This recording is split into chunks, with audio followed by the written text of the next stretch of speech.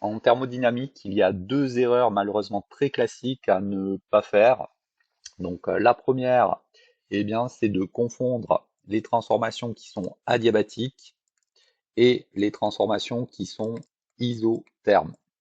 Donc ça, attention, le jour de l'oral, vous confondez la transformation adiabatique et la transformation isotherme, vous faites votre valise et vous revenez l'année d'après. Donc c'est vraiment l'erreur à ne surtout pas faire en thermodynamique. Donc je vous rappelle qu'une transformation adiabatique, c'est une transformation pour laquelle il n'y a pas d'échange de chaleur entre le système et le milieu extérieur. Le terme de transfert thermique Q est nul. La transformation isotherme, elle, c'est une transformation pour laquelle la température T du système est constante au cours de la transformation. La transformation adiabatique peut intervenir dans deux cas de figure. Donc le premier cas de figure, c'est quand on a une transformation qui est brutale. Donc ça, attention, c'est un cas de figure qu'on oublie trop souvent.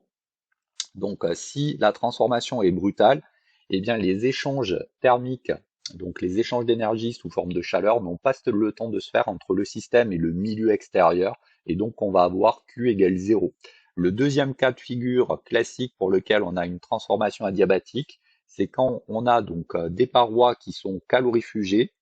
Donc on parle également de parois athermanes. Donc le préfixe A est privatif. Et donc là, encore une fois, hein, si les parois sont calorifugées, on ne peut pas avoir d'échange d'énergie sous forme de chaleur entre le système et le milieu extérieur.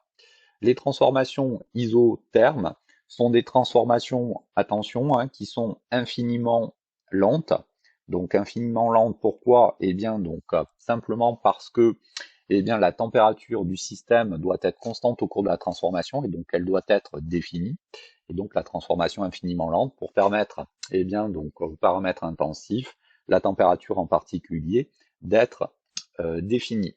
Donc une transformation isotherme, et eh bien donc c'est par exemple lorsque le système est en contact avec un thermostat.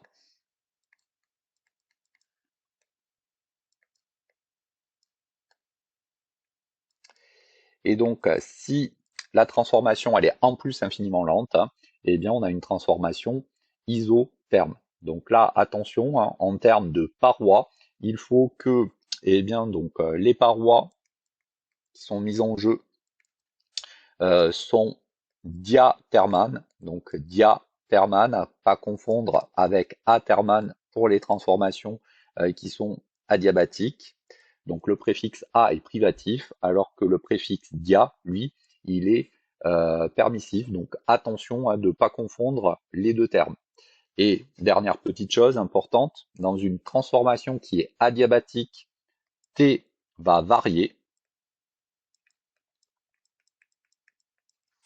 Au contraire, pour une transformation donc qui est isotherme et pour laquelle la température est constante, le terme de transfert thermique Q est non nul.